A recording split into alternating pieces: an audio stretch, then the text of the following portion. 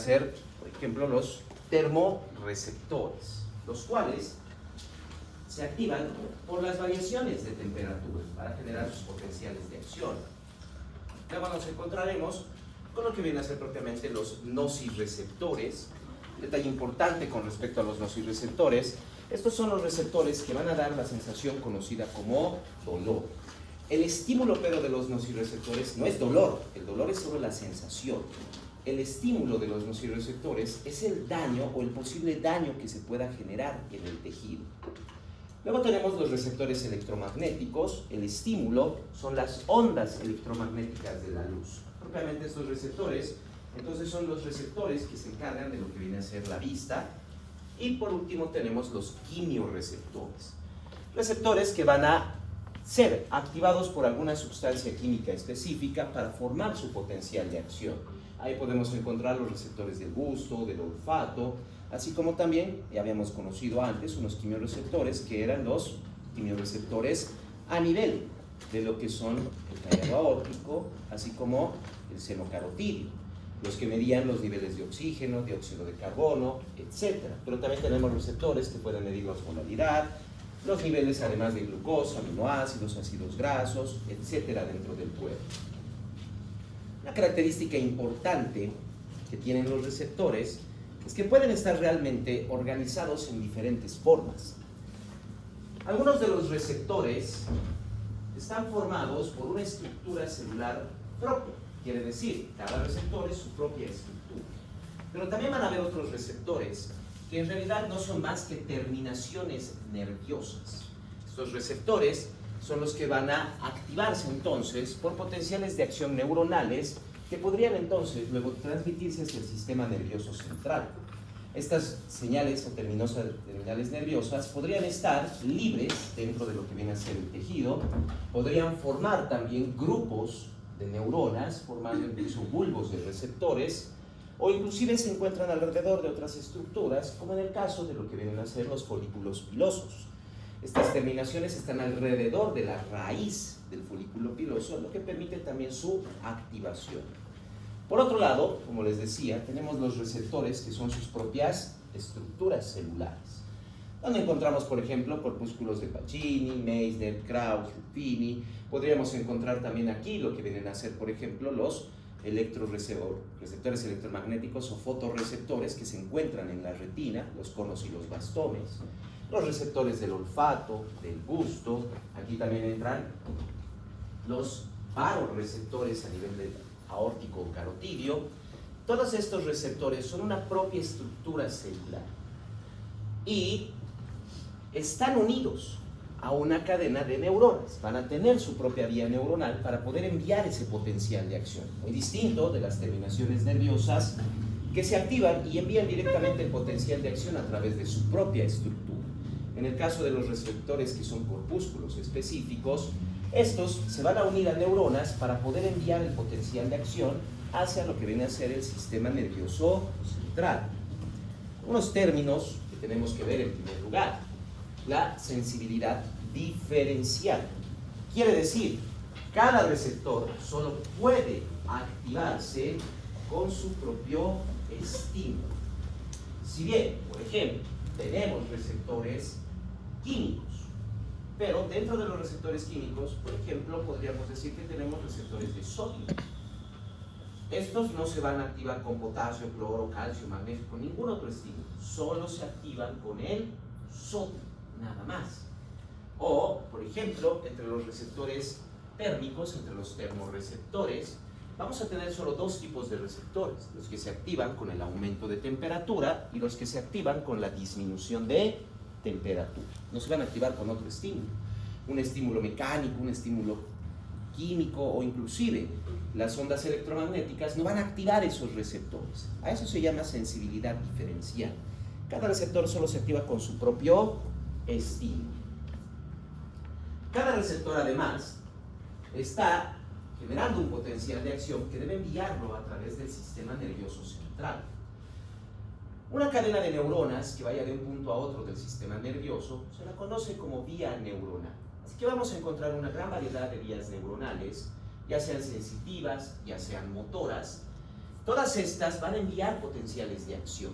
Dependiendo de un punto a otro donde vayan en el sistema nervioso, es ahí donde se genera lo que se conoce como el principio de línea marcada. Considérenlo como si fuera el cableado de una casa, de un edificio. Hay cables, tenemos varios cables, pero todos estos solo envían una corriente eléctrica. El funcionamiento de cada cable, entonces, depende principalmente de dónde a dónde va ese cable. Si tengo un cable, por ejemplo, que va hacia un enchufe, ese cable es solo para darle corriente a ese enchufe. Si tengo un cable que va a ir desde el interruptor hasta el foco, ese cable solo funciona para prender ese foco. De la misma manera que este de aquí solo funciona para enviar la señal de video hacia el DAC, nada más. Pero todos llevan una corriente eléctrica, es lo mismo que las neuronas. Todas las neuronas llevan potenciales de acción. Pero si esa neurona, por ejemplo, envía una señal, un potencial de acción, desde un receptor, digamos un corpúsculo de Pacini, que son los que detectan presión, quiere decir entonces que esa vía neuronal que viene de ese receptor solo envía esa señal, es solo para una señal de presión, nada más. Si proviene de un nociceptor, esa vía neuronal es una vía de dolor. Si proviene de un receptor gustativo, por ejemplo del sodio, entonces esa vía neuronal es solo para ese receptor, solo para ese sabor. No va a enviar otra señal. La vía neuronal de dolor no va a enviarme una señal de presión, de vibración, de cosquilleo, de picor, de sonido, de sabor, de olor. No, solo envía una señal de dolor. A eso se llama principio de línea marcada. Podemos verlo también comparando con estructuras neuronales mucho más grandes. Por ejemplo, ustedes han visto en anatomía todo lo que eran las vías nerviosas, todo lo que son los nervios y demás. Entonces, la línea marcada para el primer par craneal, ¿cuál es? ¿Cuál es el primer par craneal? Entonces, ¿va a llevar señales de vista? No. ¿Va a llevar señales táctiles? No. ¿Qué señales envía ese nervio? Olfato, nada más. Esa es su línea marcada. Son una cadena de neuronas, sí, es un nervio, puede enviar potenciales de acción, pero como va directamente desde el bulbo olfatorio al sistema nervioso central, solo envía señales de olfato. O consideremos también, por ejemplo, el tercer par craneal. Es el oculomotor. ¿Va a mover el brazo? ¿Va a mover la pierna? No, solo va a mover la mayoría de los músculos del ojo.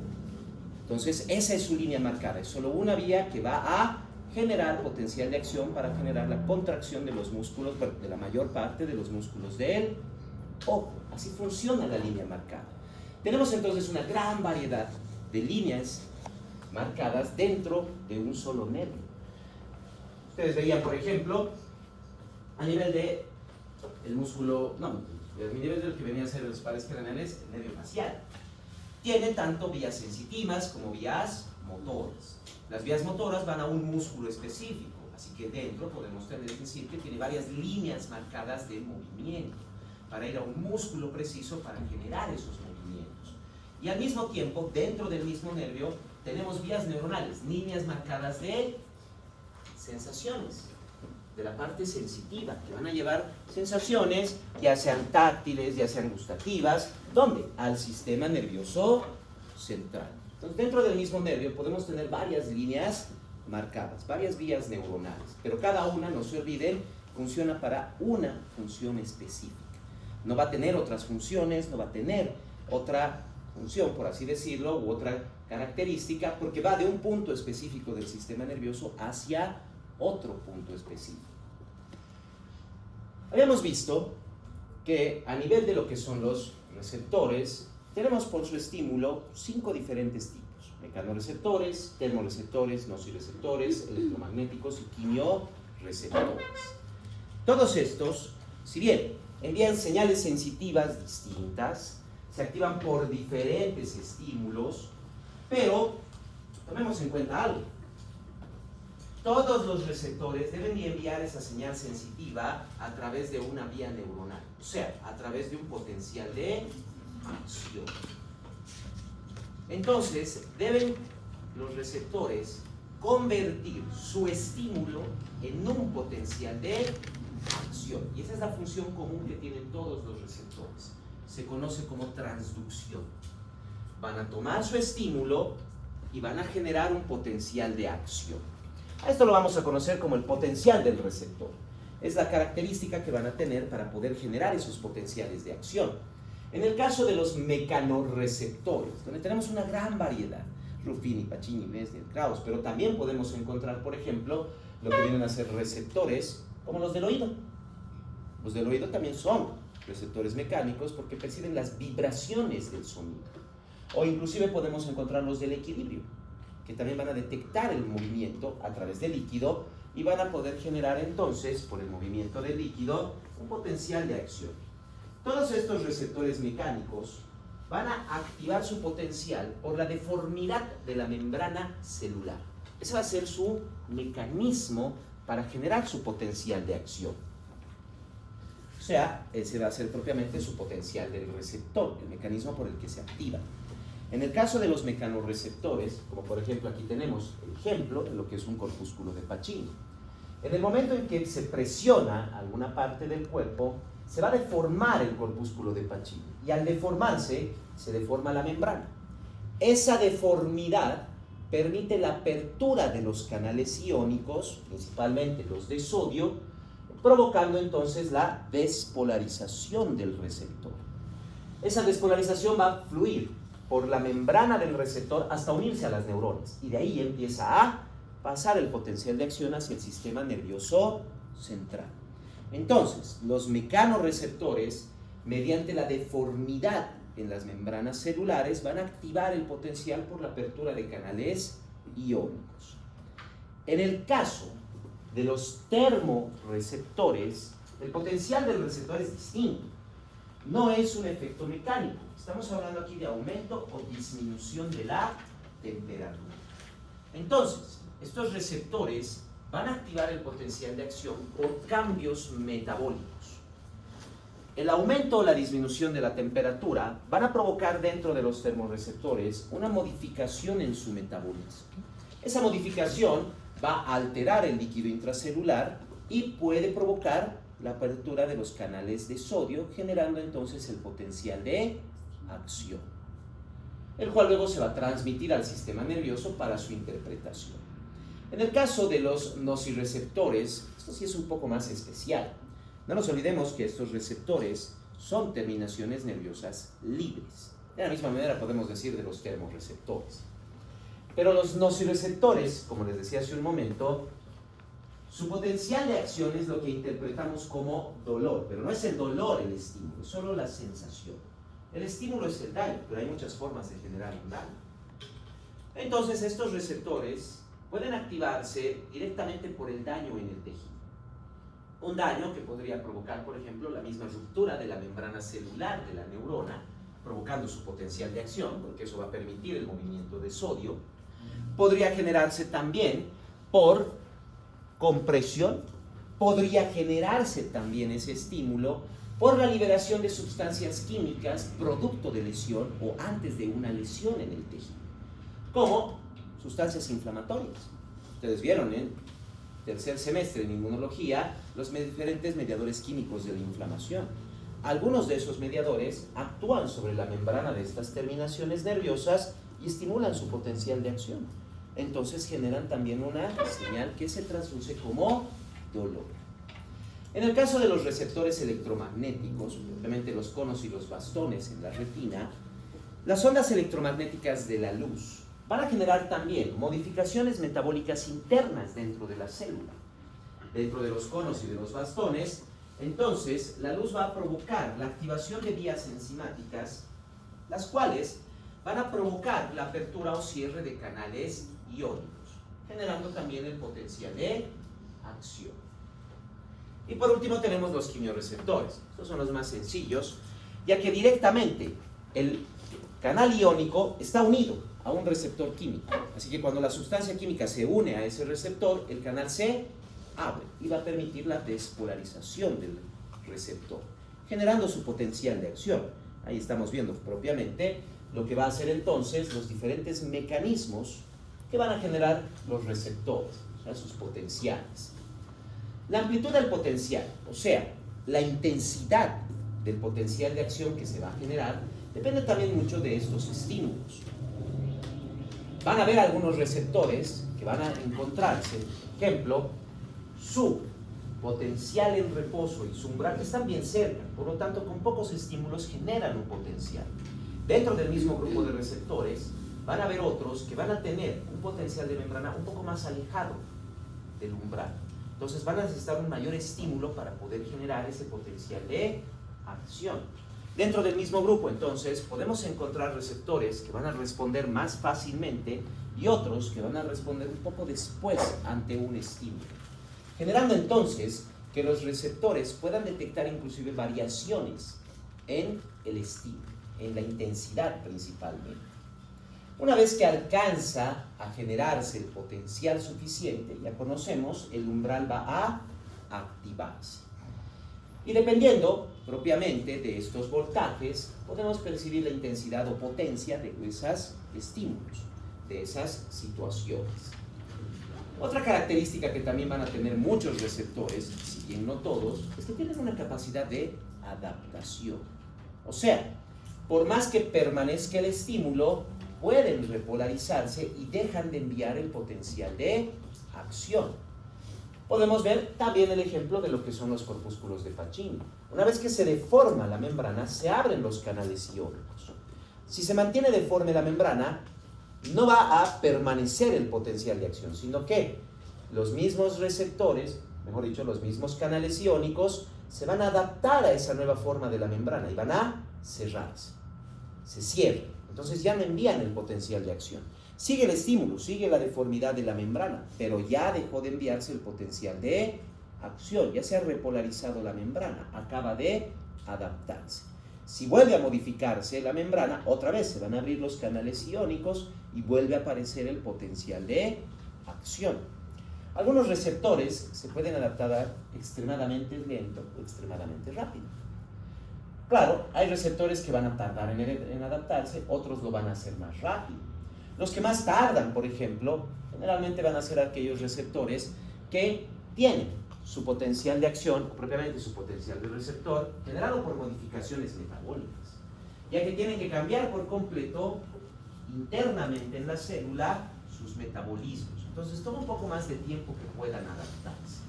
Podríamos decir entonces que los receptores térmicos son de adaptación lenta. Y sí, nos toma tiempo adaptarnos a los cambios de temperatura. Los rápidos se adaptan en cuestión ya sea de fracciones de segundo o de segundos, máximo unos cuantos minutos. El corpúsculo de Pacini, por ejemplo, se adapta en fracciones de segundos. En el momento en que nos apoyamos, sentimos la presión, pero inmediatamente después no se siente absolutamente nada. En el momento en que varía esa presión, ya sea que aumente o que disminuye, vuelve a generarse el potencial de acción.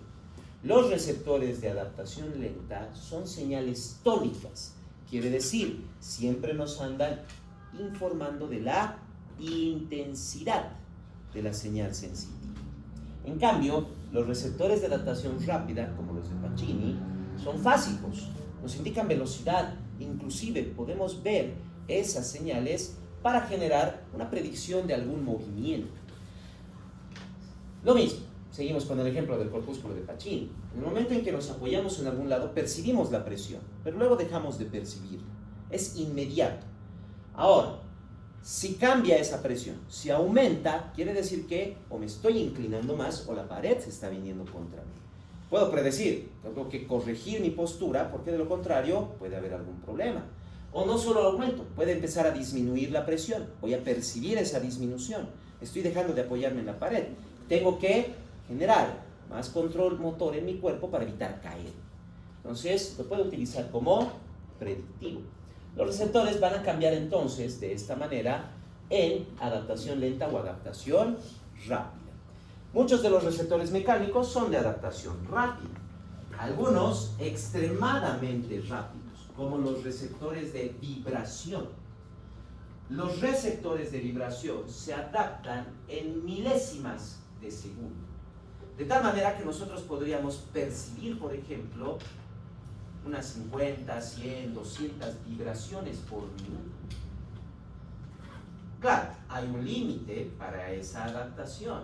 Los receptores de vibración táctiles generalmente llegan a percibir hasta 300, 350 de frecuencia, o sea, 300 o 350 vibraciones por minuto. Más allá de eso, ya supera su capacidad de adaptación. Entonces ya no se puede percibir como vibración. Lo percibiríamos como, por ejemplo, presión tal vez. Pero la vibración ya no la podríamos percibir, porque ya ha superado por completo su capacidad de adaptación. Otros van a tardar bastante tiempo en adaptarse. Entre, por ejemplo, receptores químicos, tenemos los del gusto y los del olfato.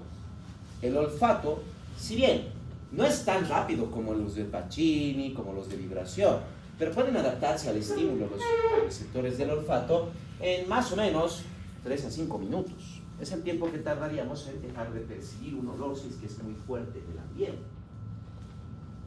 Y, por otro lado, los del gusto toman un poco más de tiempo. Les toma más o menos unos 15 a 20 minutos adaptarse a su estímulo. De esa manera, recién después de 15 a 20 minutos empezamos a percibir una disminución en algún sabor. Van a tardar un poco más en adaptarse. No se olviden que entre los de adaptación más lenta encontramos también a los térmicos. No todos los receptores, pero tienen esa capacidad de adaptación. No todos la van a tener. Algunos receptores no tienen la capacidad de adaptación y entre ellos encontramos propiamente los nocireceptores y los receptores electromagnéticos. ¿Qué quiere decir? Al no tener capacidad de adaptación los nocireceptores, quiere decir que no podemos dejar de percibir dolor. No podemos. Si se adaptaran, dejaríamos de percibir dolor, pero eso sería contraproducente. El no sentir dolor es muy peligroso porque una lesión puede agravarse o no percibimos una lesión y puede complicarse completamente. Si no percibo una fisura en un hueso, puedo terminar fracturando el hueso. Si no percibo una quemadura, puedo calcinar el tejido. Tiene que haber siempre la sensación de dolor. Por otro lado, los electromagnéticos tampoco tienen capacidad de adaptación.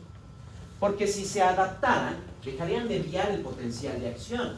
Y ese potencial lo traducimos en vista. En otras palabras, si pudieran adaptarse los receptores electromagnéticos a su estímulo, dejaríamos de ver. En algún momento dejamos de ver. Estaríamos completamente ciegos. Porque necesitamos ese potencial de acción para interpretar lo que viene a ser la vista. Ahora, un punto importante que debemos tomar en cuenta sobre los receptores y las señales sensitivas. Acabamos de ver que los receptores se los clasifica por su estímulo, mecanorreceptores, quimioreceptores, etc. Y todos van a generar un potencial de acción. Así que tenemos que diferenciar algo muy importante, lo que es realmente una sensación. ¿Cómo definirían una sensación?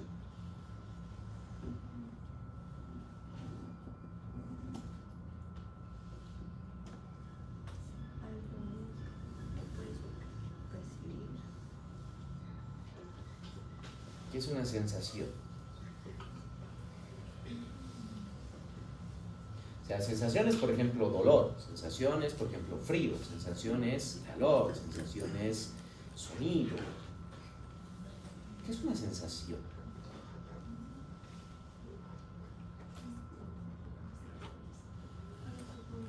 No sé, un estímulo.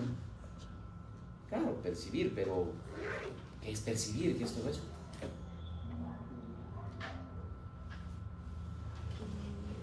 Tus sentidos lo pueden interpretar. Interpretación, eso. Recuerden, al sistema nervioso solo le llega potenciales de acción, no le llega otra cosa. Los estímulos son distintos: presión, vibración, compresión, daño, aumento de temperatura, disminución de temperatura, sodio, cloro, potasio, calcio, una gran variedad de estímulos, una gran variedad. Pero la sensación no viene de aquí, viene del potencial de acción que va a llegar al sistema nervioso. Entonces, Una sensación es la interpretación, o, como estaba diciendo en su momento, es la percepción que va a tener el sistema nervioso al interpretar el potencial de acción que le está llegando. Claro, depende mucho de dónde viene, ¿verdad? Y a través de qué vía neuronal está viniendo. Si viene el potencial de acción por una vía neuronal de dolor, el cerebro no va a percibir frío, el cerebro va a percibir dolor, porque esa es la vía neuronal, esa es la línea marcada. Pero me va a percibir la intensidad, me va a percibir el lugar del que está viniendo, etc. Una sensación es la interpretación o percepción que el sistema nervioso le va a dar a ese potencial de acción. ¿Por qué les digo que hay que diferenciar? Porque en algunos casos, estímulo y sensación tienen el mismo nombre. Corpúsculo de Pacini, estímulo, presión, sensación, presión. Un receptor de vibración, estímulo, vibración, sensación, vibración. Pero en otros casos no tienen el mismo nombre. Termorreceptor, estímulo, aumento de temperatura. ¿Cuál es la sensación? Calor.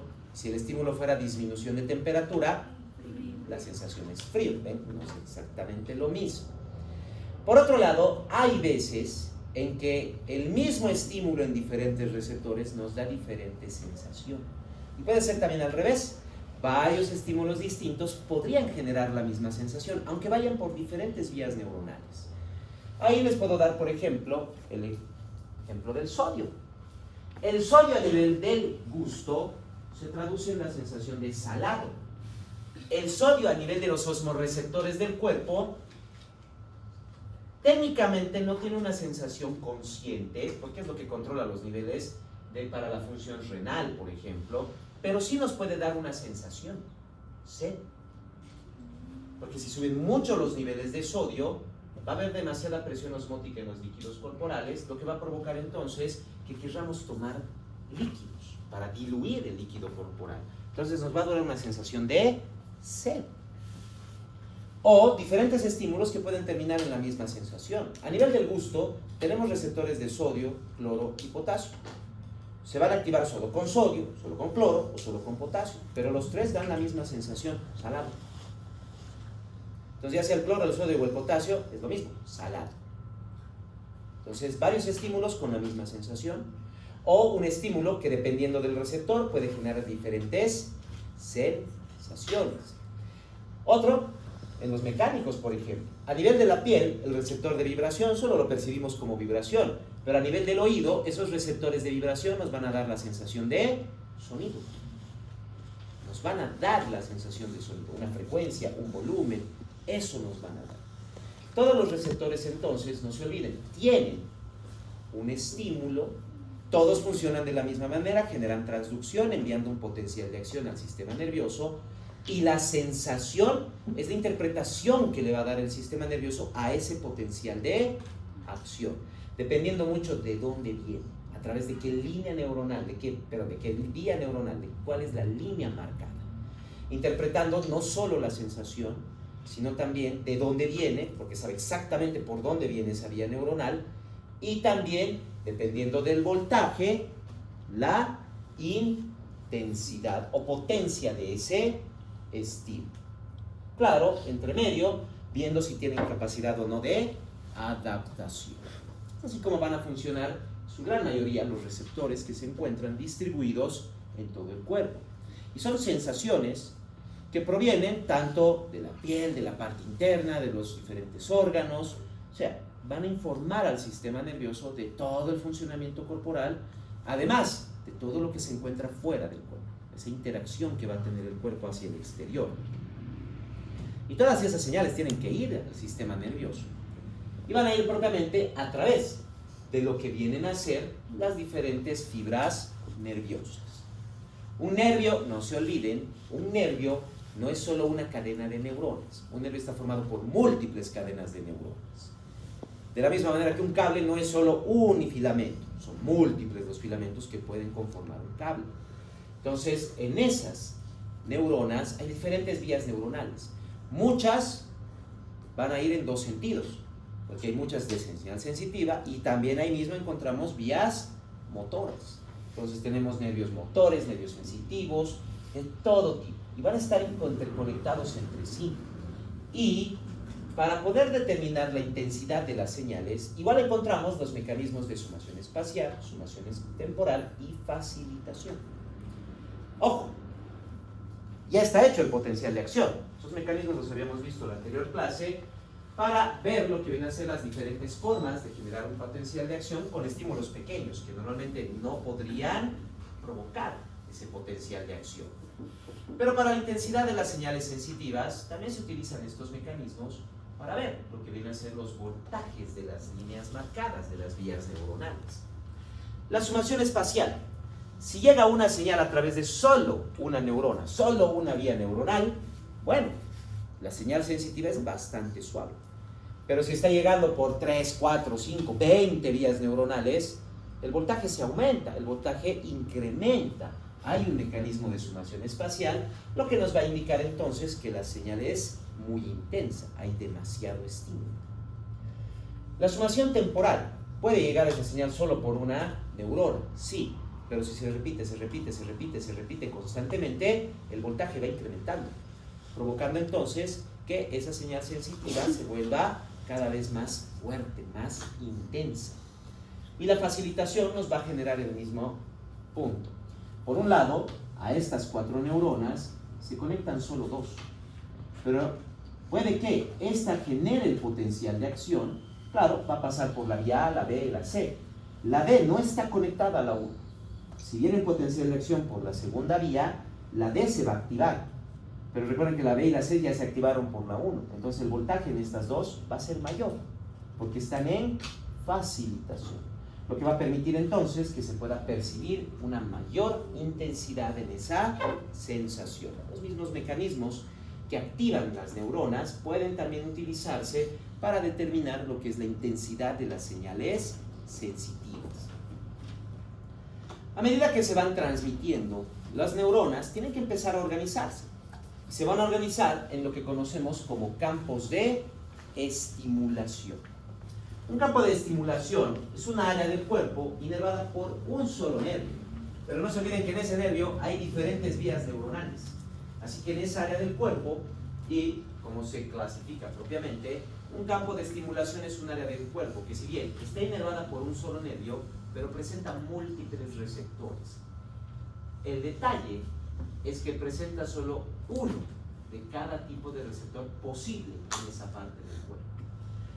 ¿Por qué les digo posible? Porque a nivel de la piel yo no voy a encontrar receptores electromagnéticos, no voy a encontrar en la piel vista.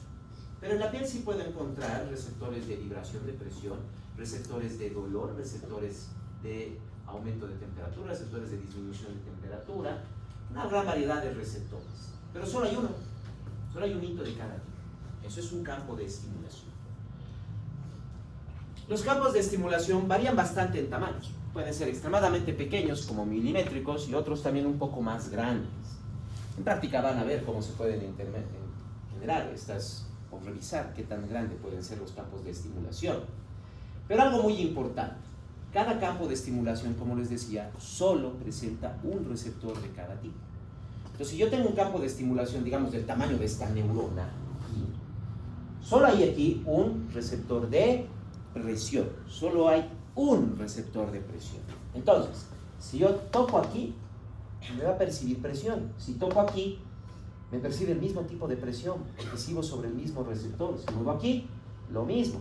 Si golpeo con un objeto más grande, solo me percibe un punto de presión, porque estoy dentro del mismo campo de estimulación. Recién cuando logro pasar a otro campo de estimulación, recién puedo percibir 2 puntos. Pero si sigo en el mismo, solo estoy percibiendo un punto de presión. Solo lo estoy percibiendo. Y, por ejemplo, eso lo han visto ustedes constantemente. Cuando están con una herida, por ejemplo en la piel, y esta empieza a cicatrizar, empieza a escocer, ¿verdad? Empieza a picar. ¿Se rascan sobre la herida? ¿Se rascan sobre la herida? No, ¿Dónde se rascan? en el borde. A los lados, pero genera la misma sensación de eliminación, de ese cosquilleo, ¿verdad? ¿Pero por qué si no están sobre el punto de la herida? Están en el mismo campo de estimulación, exacto. Exacto, están específicamente en el mismo campo de estimulación. Es por eso que funciona ese tipo de situaciones, donde tranquilamente podemos rascar a los contornos y igual percibimos que está disminuyendo el escozor, de igual manera. Y claro, también se puede generar a veces algunas, podríamos decir, confusiones con eso. Porque si el campo de estimulación es tan grande, como por ejemplo estamos viendo aquí esta neurona, y aquí hay algo, una astilla, pero la persona va a pensar que le duele acá. Entonces, si nos señala ese lado y yo lo veo ahí, no hay nada. Por eso tengo que tomar en cuenta el campo de estimulación, porque de lo contrario, estoy dejando pasar algo por alto. Sin darme cuenta que el campo es más grande, tengo que revisar toda esa área. Recién aquí estoy encontrando la astilla, pero el paciente me ha mostrado aquí. Eso es porque el campo de estimulación solo tiene un solo receptor. Por eso les decía, hay campos de estimulación que son bien pequeñitos, pero hay otros que son más grandes.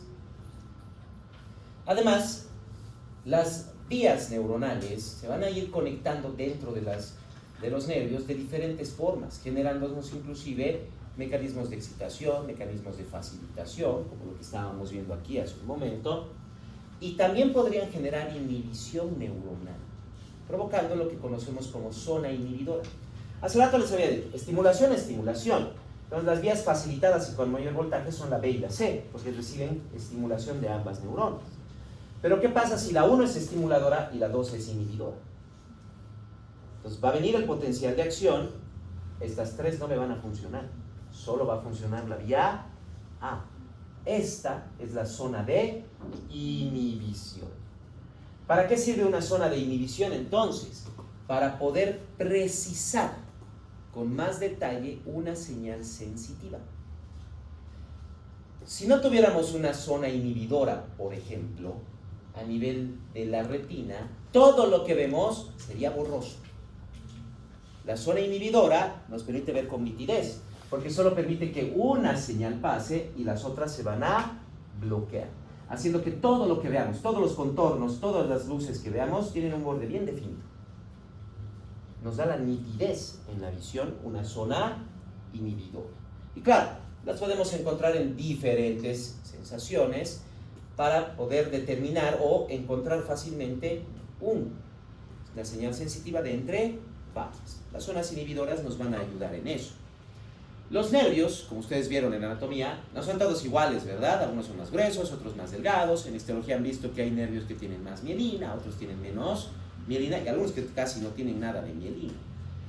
Esa es la organización neurológica que nosotros tenemos. Considérenlo de esta manera. Véanlo como si fueran calles. Entre más ancha sea una calle, una vía, una avenida, una carretera, más rápido pueden fluir los autos, ¿verdad? Y la mielina, considérenlo como las salidas. O sea, entre más mielina haya, menos salida puede haber, porque está todo cubierto, está todo cerrado. Entonces realmente se puede ir a gran velocidad. En cambio, si estamos circulando por una calle de un carril y que tiene un montón de cruces en todo lado, ¿qué tan rápido podemos ir?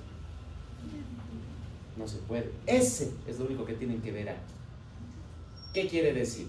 Ustedes van a ver esta clasificación en neurología nuevamente. Pero vean algo interesante. Va del más grueso a lo más delgado. Y entre más grueso, más mielina. Entre más delgado, menos mielina. Se los clasifica de dos maneras. Tenemos la clasificación general, que es propiamente la neurológica, donde tenemos los nervios tipo A y los tipo C. En los tipo A están los alfa, los beta, los gamma y los delta. Cada vez se hacen más pequeñitos, más delgados, menos mielina. Y la clasificación sensitiva, que se los divide en 4, 1, 2, 3, 4, teniendo los 1A y los 1B. Lo mismo, son más gruesos, más delgados, más mielina, menos mielina. Y lo principal, a mayor grosor, mayor velocidad. Y claro, como son más gruesos, tienen mayor cantidad de mielina. Entonces, las vías más rápidas del sistema nervioso son aquellos nervios gruesos y mielinizados. Las vías más lentas son los nervios delgados y que tienen casi o nada de mielina. Las señales sensitivas se los clasifica en toda esa estructura, siendo que las señales sensitivas que provienen de receptores, que son sus propias estructuras, o sea, de corpúsculos, directamente de los receptores del gusto, del olfato, del oído, los conos, bastones, son nervios gruesos mielinizados. Son vías rápidas de transmisión. En cambio, las señales, como por ejemplo el dolor, el frío, el calor, el cosquilleo, la vibración, las señales sexuales, el tacto grosero, esas señales, o sea, las que vienen de terminaciones nerviosas libres, son nervios delgados y casi sin mielina, son más lentos. Son más lentos. Y claro, lo han debido percibir, pero nunca se han dado cuenta. Si yo me pincho con algo, primero siento la presión y luego recién siento el dolor. Primero se siente la presión, luego el dolor. Porque la presión va a ir por un nervio grueso mielinizado, es más rápido, y el dolor va por un nervio delgado y sin mielina, es más lento. Y claro, consideramos también aquí lo que viene a ser la situación del retraso sináptico, dependiendo de la cantidad de sinapsis que van a haber desde un punto a otro del sistema nervioso. A nivel sensitivo, ahora si lo quieren en función motora, pues bueno, los nervios que controlan conscientemente los músculos son gruesos, son de transmisión rápida, son de transmisión violenta. Los nervios que controlan los reflejos son punto intermedio, por eso toman un poco más de tiempo en generarse. Y por último, los nervios que generan el control autónomo del cuerpo son delgados y sin mielina. O sea, el plexo braquial son nervios gruesos, mielinizados, porque controlan el músculo esquelético de forma consciente.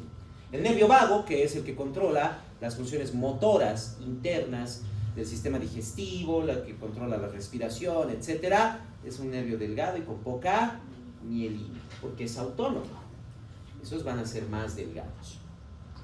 De esa manera es como se van clasificando y diferenciando los nervios a nivel de lo que viene a ser el cuerpo. Y claro, dentro de los nervios, dentro del sistema nervioso central, etc., las neuronas van a empezar a conectarse entre sí y tienen que empezar a generar circuitos. Estos circuitos pueden ser de diferentes tipos y algunas veces se van a generar circuitos o señales de convergencia y señales de divergencia. Convergencia, ¿qué quiere decir? Que van a venir varias señales a una sola neurona, a una sola, para poder enviar ese potencial de acción. Ya sabemos que esto va a generar principalmente mecanismos de sumación espacial, etcétera, para poder enviar ese potencial de acción. Pero estas señales de convergencia pueden ser de dos tipos. Pueden ser de un solo fascículo, quiere decir, de una misma fuente van a venir varias neuronas que se van a unir a una sola. O pueden venir de diferentes fascículos. De diferentes lugares van a venir señales, van a venir propiamente potenciales de acción que se van a unir a una sola neurona. Luego tenemos las señales o circuitos de divergencia. Lo contrario, a un solo fascículo de una neurona se dividen varias, pero todas van a llegar a un mismo punto, a un mismo órgano, a un mismo músculo, etc. O divergencia en diferentes fascículos. De una sola neurona se puede separar a diferentes lugares, va a llegar a otros puntos.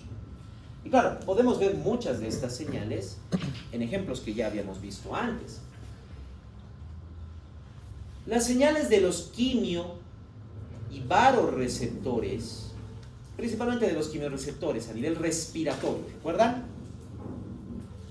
Pueden ir a través del nervio vago, el nervio glosofaringeo. Nervio vago, los que vienen de los quimioreceptores del callado aórtico, y del glosofaringeo, los que vienen del seno carotídeo. ¿Dónde llegan pero todas estas señales? Al centro neumotáxico, ¿verdad? A la zona sensitiva del centro neumotáxico. Entonces, estamos hablando de una señal de convergencia de dos fascículos, porque está viniendo una señal desde el callado de la aorta por el nervio vago y desde el seno carotídeo a través del nervio glosofaringeo, pero los dos llegan al mismo lugar, van a llegar a las mismas neuronas que se encuentran en el centro neumotáxico para controlar propiamente la frecuencia y profundidad de la respiración. Es una señal de convergencia de dos fascículos. Podemos encontrar también otra señal de convergencia ahí, que es la responsable de algunas confusiones que tenemos. El infarto agudo de miocardio. ¿Dónde se siente el dolor del infarto? En el pecho. Exacto. Pero ya habíamos visto en Fisiología 1, ¿verdad? La zona infartada es solo de 1 centímetro, nada más. Entonces, ¿por qué sentimos el dolor en un área tan grande? ¿Cierto? Es por una señal de convergencia. A una sola neurona en la médula espinal se unen las señales sensitivas que vienen del corazón y las señales sensitivas que vienen del lado izquierdo del tórax, las señales sensitivas que vienen del brazo izquierdo, del lado izquierdo del cuello, todas van a ir al mismo punto. Entonces, el corazón es el que está generando la señal sensitiva. De ahí viene el potencial de acción, pero se va a unir a esta misma neurona. Nuestro cerebro no detecta dónde está el corazón todo el tiempo. No lo detecta, no sabe dónde está. Entonces, cuando llega ese potencial de acción, se confunde y piensa que viene de estos otros dos lados. Es por eso que percibimos el dolor como si viniera del lado izquierdo del tórax, el brazo izquierdo, el lado izquierdo del cuello, del rostro, etc. Es porque está generándose una señal de convergencia. Señales de divergencia también las podemos encontrar. También las podemos encontrar. Ahí viene, por ejemplo, una señal de divergencia a nivel, justo el ejemplo que les estaba dando antes, por lo que era el retraso sináptico.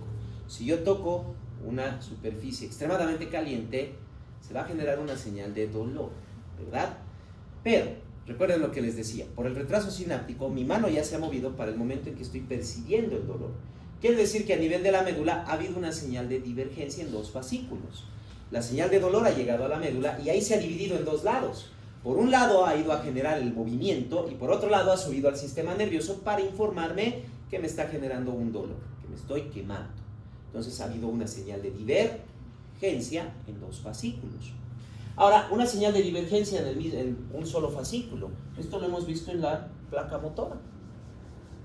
Llega a una neurona, pero esa neurona se distribuye en varias fibras musculares para formar una sola unidad motora, ¿verdad? Es una divergencia en un solo fascículo, porque esa neurona ha hecho varias ramificaciones para contraer un grupo específico de fibras musculares, lo que formaba las unidades motoras. Entonces estos circuitos se van a formar constantemente en el sistema nervioso y a veces esos circuitos de divergencia, por ejemplo, pueden movilizarse y conectarse con otras neuronas, generando señales tanto de estimulación como de inhibición. Aquí tengo solo una fibra de entrada, pero tiene su señal de divergencia en dos puntos. Por un lado, pasa directamente, me genera estimulación. Por otro lado, aquí tengo otra neurona. Una pequeña neurona que me va a liberar un neurotransmisor inhibidor. Por lo tanto, hay una señal de excitación y hay una señal de inhibición. Y es una sola neurona de entrada. Es una divergencia que me va a generar un circuito excitador y un circuito inhibidor a la vez. No solo es excitación, no solo inhibición. El mismo circuito me genera los dos puntos, dependiendo del neurotransmisor que se está liberando. Y esto en el caso de que hay otra neurona, porque no se olviden, como habíamos visto en la anterior clase, tenemos múltiples neurotransmisores que pueden liberarse de una sola neurona. Por una dendrita podría salir un neurotransmisor estimulador y por otra un neurotransmisor inhibidor también, provocándome entonces igual un circuito estimulador y un circuito inhibidor de una sola neurona a través de sus dendritas también por una señal de divergencia de la neurona. Y claro, pueden generarse circuitos mucho más complejos. Y en estos circuitos entra en juego lo que vienen a ser los circuitos de descarga continua. Estos circuitos continuos, también conocidos como circuitos reverberantes o de postdescarga, son circuitos que van a generar un mecanismo de retroalimentación positiva. Vean aquí, hay una entrada, una salida. Viene el potencial de acción, sale el potencial de acción, pero aquí hay una divergencia-convergencia. Va a haber divergencia y va a converger en el mismo punto. En otras palabras, pasa el potencial de acción, pero da la vuelta y vuelve a salir el potencial, vuelve a dar la vuelta, vuelve a salir, vuelve a dar la vuelta, vuelve a salir. Solo hubo una señal de entrada, pero la señal de salida se está repitiendo constantemente. O sea, se está generando una descarga continua o postdescarga. Es un mecanismo de retroalimentación positivo. ¿Pero qué sabemos de la retroalimentación positiva?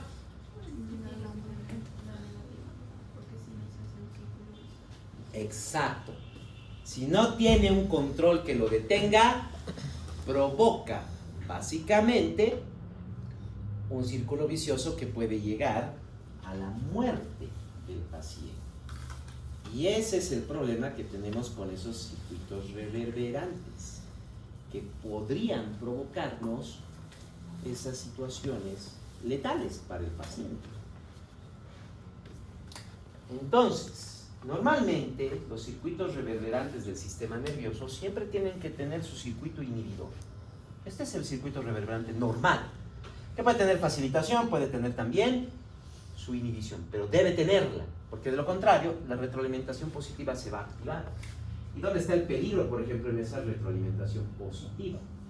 En el sistema nervioso vamos a encontrar una gran variedad de circuitos reverberantes. Algunos son tan pequeños de 1, 2, 3 neuronas y otros tan grandes que utilizan núcleos encefálicos. Un núcleo estimula al siguiente, este a otro, este a otro, este a otro, este a otro y da la vuelta. Y se siguen sobreestimulando. Pero como saben, tiene que haber una inhibición.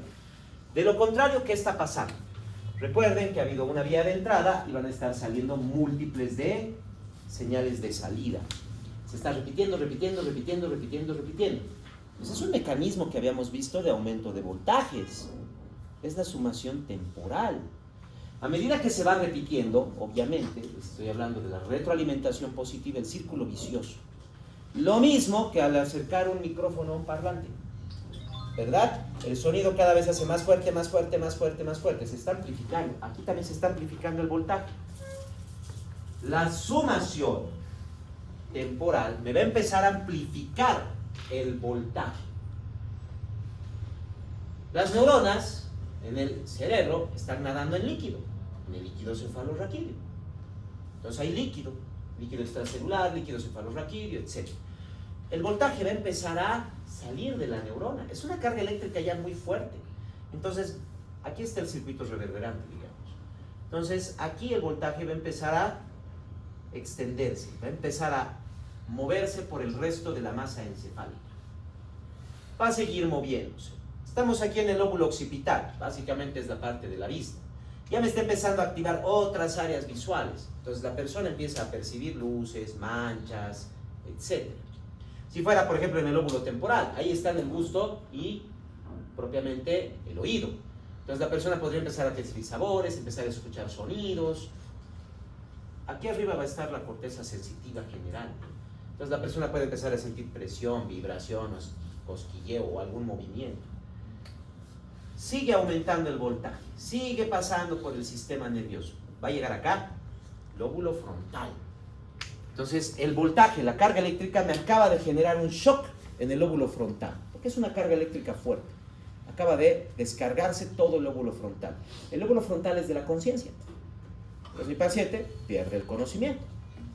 Va a llegar a un punto en que a medida que va aumentando el voltaje, va a encontrar ahora las vías de salida. No se olviden que las vías de entrada son sensitivas y las vías de salida son motoras.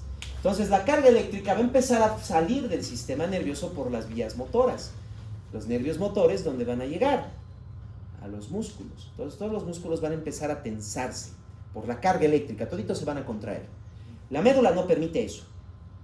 Lo vamos a ver más adelante también. La médula no permite que los músculos se tensen de esa manera porque pueden provocar daños, desgarros, etc. Entonces la médula se encarga de oscilar la contracción. Primero permite que el grupo agonista se contraiga, luego el antagonista. Agonista, antagonista, agonista, antagonista. Entonces los músculos se tensan y empieza el movimiento. ¿Qué estamos viendo? Convulsión. ¿Qué es eso? Esa es la fisiopatología de la epilepsia. En otras palabras, un foco epiléptico no es nada más que un circuito reverberante que no tiene ese circuito inhibidor y en el momento que se activa aumenta el voltaje por la retroalimentación positiva y nos provoca la crisis epiléptica. Nos provoca. ¿Qué les han dicho en soporte básico con las epilepsias? Hay que dejar que pase. Exacto, o sea, hay que evitar que se haga daño, básicamente colocando algo detrás de la cabeza para que no se golpee y algo en la boca para que no se muerda. Pero después no se olviden que acabamos de ver es tensión muscular completa. Si tratan de detenerlo, no van a poder, porque el paciente está con fuerza total.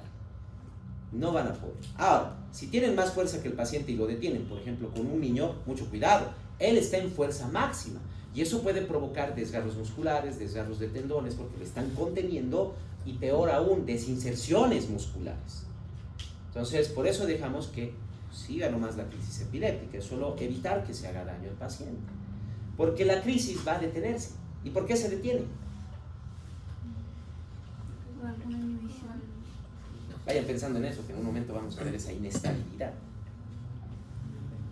Ahora, esa es básicamente la epilepsia. Funciona de esa manera.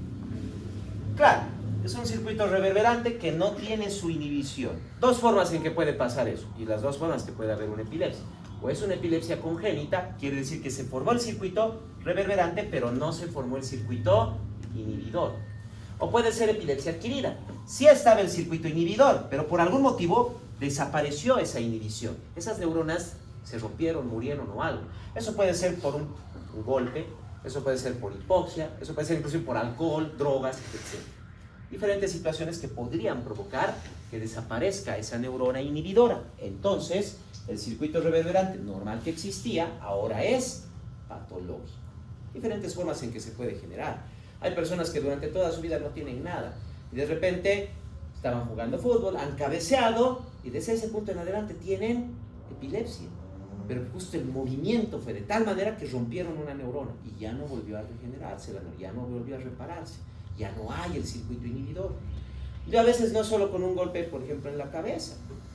Puede ser por fiebre, puede ser por una intoxicación alcohólica, puede ser incluso porque el paciente estuvo mucho tiempo aguantando la respiración y se desmayó. Y ahí se murió esa neurona. Entonces, diferentes situaciones que podrían provocar. Hay múltiples formas de generar daños neuronales. Y claro, ustedes dirían, bueno, el tratamiento entonces sería sacar ese circuito. Puede ser, pero ¿van a poder encontrar 2 neuronas de las billones que tenemos? Difícil. Ahora, ¿qué pasa si sí encuentro el circuito? Está bien marcado, pero está justo al lado del centro neumotáxico. No lo puedo tocar. Porque si lo toco, lo mato a mi paciente y va a dejar de respirar. ¿O qué pasa si el circuito está conformado por varios núcleos encefálicos? No puedo tocar ninguno. No puedo tocar ninguno. ¿Cómo trataría esa patología? No puedo hacer cirugía. Claro, hay focos epilépticos que están bien marcados, están en corteza, son de fácil acceso, los puedo retirar sin problema. Pero hay otros que no. ¿Un medicamento? ¿Cuál? La anterior clase ya hemos visto neurotransmisores que podemos utilizar. Los Benzodiazepina. Los dopa. Se puede utilizar dopamina, que es un inhibidor. Sí, verdad. No, pero ¿Cuál es el otro inhibidor? GABA, cilogamma butírico también. Fármaco que ayuda en la función del GABA.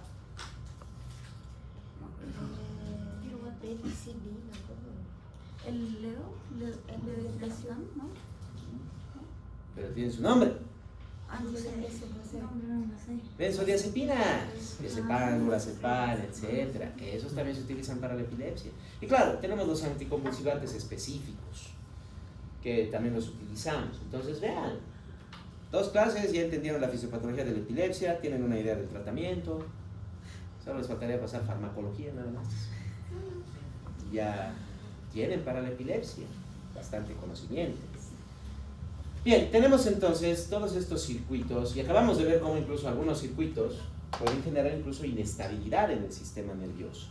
Y claro, tiene que haber maneras también de controlar esas inestabilidades. Y básicamente lo que controla la epilepsia es esto. Fatiga sináptica es una descarga de voltaje intensa dentro del sistema nervioso. Se detiene básicamente porque se acaban los neurotransmisores. Si ya no hay neurotransmisores, ya no hay potencial de acción, y sin ese potencial de acción se detuvo la crisis epiléptica, se detuvo por completo. Pero eso también significa 2 cosas. La primera, el paciente queda completamente sin, podríamos decir, sin razonamiento, porque su cerebro está completamente agotado, no hay neurotransmisor. Y lo otro, no recuerda qué le ha pasado. Recuerden, no pueden hacer memoria si no tienen neurotransmisores. neurotransmisores. Por eso les dije que no estudien sin descansar, que no vayan a un examen sin haber descansado o dormido adecuadamente. La fatiga sináptica entonces va a ser una forma de controlar circuitos. Pero también tenemos otras formas. Claro, a corto plazo la fatiga es rápido y también tenemos los circuitos inhibidores. La presencia de circuitos inhibidores es lo que nos va a ayudar a poder controlar a corto plazo mucha inestabilidad de los circuitos neuronales que se van formando. Esas señales de excitación, inhibición, tienen que ir conformándose constantemente y regulándose para poder estabilizar muchas de las señales. Pero eso es solo a corto plazo, solo sirve para unos momentos, igual que la epilepsia. Si bien ha controlado esta crisis, pero no va a controlar la patología. De aquí a un tiempo le va a volver a dar otra crisis al paciente. Necesitamos controles a largo plazo. Y los controles a largo plazo dependen propiamente de lo que viene a ser, como vemos, la corrección y regulación de los receptores. Quiere decir que a largo plazo se tienen que modificar los receptores, tanto sensitivos, tanto de la membrana de la neurona, etcétera, para prevenir o para evitar que los potenciales sean demasiado fuertes. O tal vez son demasiado bajos para evitar que caigan demasiado esos potenciales. Pongámoslo de esta manera. Una inestabilidad de circuito que se puede generar, y les ha debido ocurrir alguna vez, es si comen demasiado picante. Si han comido alguna vez demasiado picante, han tenido una inestabilidad, porque les ha generado una sensación extremadamente desagradable, falta de aire, tal vez hasta llanto, una inestabilidad total. Pero a largo plazo, ¿cómo se puede corregir? Básicamente disminuyen los receptores del picante, nada más. Es por eso que con el tiempo tenemos que aumentar el estímulo para tener la misma sensación. Y si dejaran de consumir picante por unos 6 meses, por ejemplo, van a volver a aparecer los receptores. Después de 6 meses consumen lo que comían 6 meses atrás, ya les va a parecer ya también muy picante. Entonces se van regulando constantemente, se van corrigiendo los receptores, se van corrigiendo las neuronas para ir corrigiendo esas funciones. Cuando una persona empieza a caminar en la infancia, por ejemplo, sus movimientos son demasiado toscos, porque las neuronas están enviando señales o muy débiles o muy fuertes. Entonces tienen que ir cambiando sus receptores de membrana que están en las terminales postsinápticas para evitar o para mejorar esos potenciales de acción. Tal vez la sinapsis generaba demasiado voltaje, entonces van a disminuir receptores, va a ser un voltaje menor. Tal vez no genera suficiente voltaje, va a aumentar la cantidad de receptores, permitiendo entonces que se genere un buen paso del potencial de acción que vaya a regular bien el funcionamiento de esa contracción. No les estoy hablando de ese temblor que tienen algunos niños al caminar, sino que a veces tratan de caminar y su pie apenas se mueve o su pie salta demasiado. O sea, ha habido o mucha contracción o muy poca contracción. No el temblor. El temblor es unidades motoras que están queriendo funcionar. Me refiero a la intensidad, me refiero al voltaje. Entonces, los niños caminan a veces así, o muy poquito, o están queriendo saltar, porque su control todavía no es preciso. Y para eso están haciendo una corrección y regulación de receptores. Circuitos inhibidores, fatiga sináptica, no se olviden, control a corto plazo, y para largo plazo solo tenemos lo que es propiamente la corrección y regulación de los receptores. ¿Alguna duda o pregunta que tengan?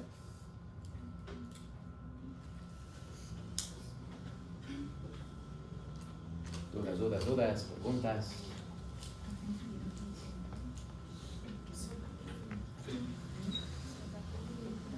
Nada.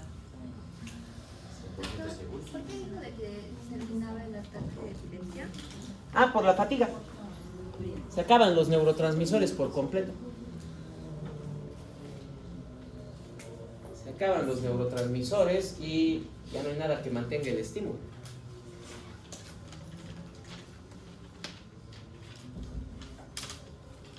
Por eso sirve de mucho la inhibición presináptica.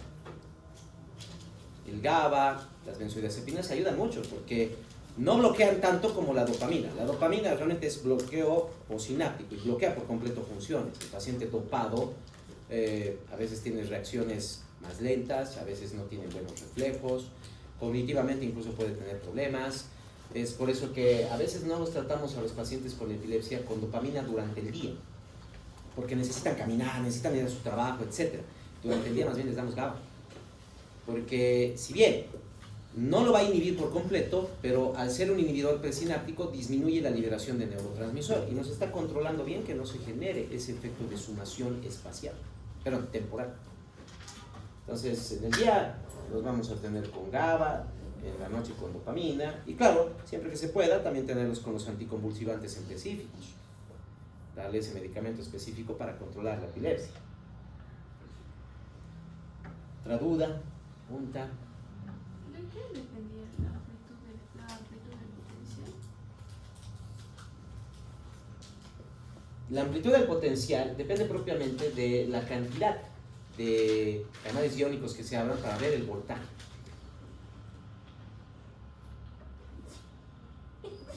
Como les decía Per, hay receptores que sus umbrales están más cerca del potencial de membrana, otros un poco más alejados, dentro del mismo grupo. Entonces hay algunos que son más sensitivos que otros, más sensibles, perdón. Hay algunos que tienen mayor sensibilidad que otros. ¿Dudas? ¿Dudas?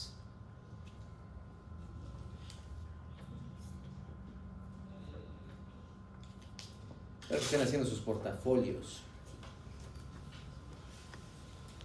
porque ya falta poco para los exámenes.